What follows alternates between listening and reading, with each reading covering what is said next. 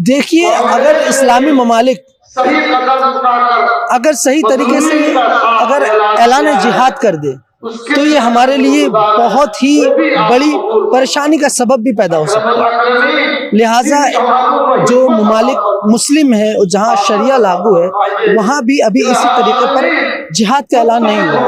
अगर लफ्ज़ जिहाद अगर इस तहरीक में बीच में आया तो दुनिया भर के तमाम मुसलमान एकजुट होकर इजराइल को निस्त नाबूद कर देंगे।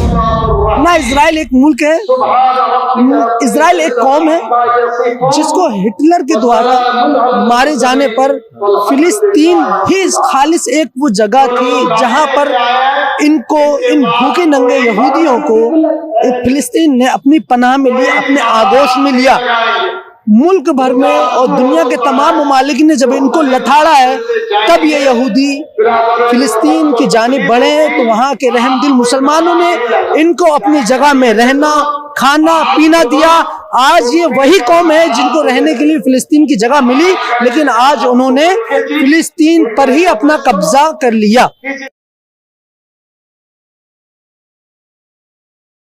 पूरे देश भर में फलस्तीन के समर्थन में मुसलमान जो है इस रास्तों पर है, कुछ घरों में है और कुछ सोशल मीडिया पर है। अब सवाल यह है कि फलस्तीन के खिलाफ इसराइल लगातार पिछले कई दिनों से उसका पानी, खाना और जो इलेक्ट्रिसिटी है उसकी सप्लाई को कम कर रहा है और कभी कभी बंद कर रहा है। जो फलस्तीन इलेक्ट्रिसिटी खुद इसराइल से खरीद कर अपने घर को चलाता है, अब उसी फलस्तीन के पास अपना इलेक्ट्रिसिटी नहीं है। यानी जो फलस्तीन है वो अपने घर में ही मेहमान बना हुआ है और तमाम इस्लामिक ममालिक सिर्फ बात करें मगर कुछ हल या निचोड़ पर नहीं आई है अब तक। एक साथी है पीछे जो है जमीयतुल उलमा हिंद का एक प्रोटेस्ट चल रहा है, पिछले कई घंटे से चल रहा है और लगातार यहाँ पर लोग जो उनके समर्थक है वो खड़े हैं, लगातार बात कर रहे हैं। क्या नाम है आपका? मोहम्मद अनस फारूकी।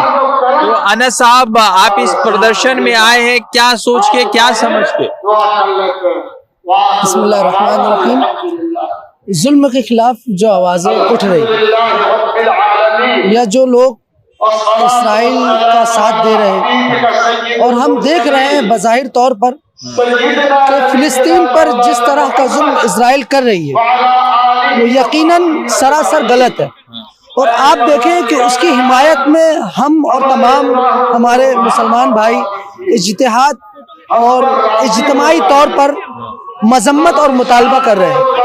और हमारी ये गुजारिश है तमाम मुसलमानों से, वो फिलिस्तीन के मुसलमानों के हक में दुआए खैर करें कि अल्लाह तबारक व तआला उम्मत मुस्लिमा पर रहम फरमाए और वहाँ फिलिस्तीन के लोगों की मदद फरमाए। जो जुल्म तशद्दुद आप इस वक्त दौरे हाजरा में देख रहे हैं ये इस बात का सबूत, ये इस बात की गवाही दे रहा है कि जुल्म अपनी चरम सीमा पर है और इसकी हिमायत में बहुत कम ही लोग आगे आ रहे हैं। लिहाजा हमारी हुकूमत से भी गुजारिश है कि वो फिलिस्तीन के मुसलमानों की मदद को कुछ सपोर्ट करें।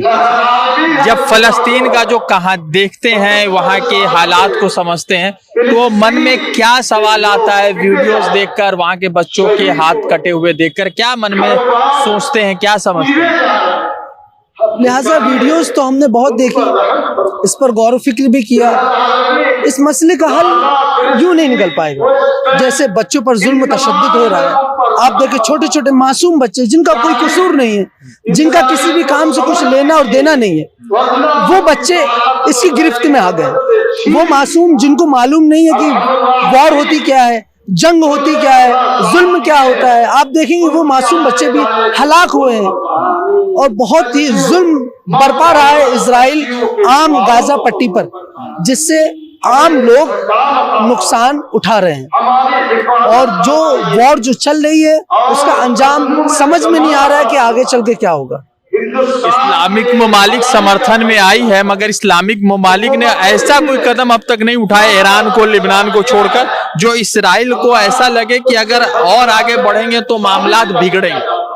देखिए, अगर इस्लामी ममालिक अगर सही तरीके से अगर ऐलान जिहाद कर दे तो ये हमारे लिए बहुत ही बड़ी परेशानी का सबब भी पैदा हो सकता है। लिहाजा जो ममालिक मुस्लिम है और जहाँ शरिया लागू है वहाँ भी अभी इसी तरीके पर जिहाद का ऐलान नहीं हुआ। अगर लफ्ज़ जिहाद अगर इस तहरीक में बीच में आया तो दुनिया भर के तमाम मुसलमान एकजुट होकर इजराइल को निस्त नाबूद कर देंगे। आप इसराइल को कैसे देखते, क्या मतलब इसराइल एक मुल्क है या इसराइल को एज ए कौम देखते? ना, इसराइल एक मुल्क है, इसराइल एक कौम है जिसको हिटलर के द्वारा मारे जाने पर फिलिस्तीन ही खालिस एक वो जगह थी जहां पर इनको, इन भूखे नंगे यहूदियों को फिलिस्तीन ने अपनी पनाह में लिया, अपने आगोश में लिया। मुल्क भर में और दुनिया के तमाम ममालिक ने जब इनको लताड़ा है तब ये यहूदी फिलिस्तीन की जानिब बढ़े हैं। तो वहाँ के रहमदिल मुसलमानों ने इनको अपनी जगह में रहना, खाना, पीना दिया। आज ये वही कौम है जिनको रहने के लिए फिलिस्तीन की जगह मिली, लेकिन आज उन्होंने फिलिस्तीन पर ही अपना कब्जा कर लिया। वहाँ के छोटे बच्चों को देखते हैं जो हाथों में पत्थर लेकर फलस्तीन के लिए इसराइल से लड़ रहे हैं, तो क्या ख्याल आता है? जाहिर सी बात है ना, हम आपको जगह दिए रहने के लिए, अब आप वहाँ मालिकाना से देखते हैं। भाई उनका हौसला तो तारीफ के काबिल है। लिहाजा अगर आप इस तरीके का जुल्म तशद्दुद यहाँ भी देखेंगे तो यहाँ भी बच्चे आएंगे ना रोड पर। और महिलाएं जो सड़कों पर है, नकाब में, हिजाब में, लगातार रक्षा के लिए लड़ रही है, उनको वो तो हमारे खवातीन इस्लाम के एक बहुत बेहतरीन उम्दा मिसाल है कि जहाँ पर हमारे नौजवान भी इस जुल्म तशद्दुद के खिलाफ है।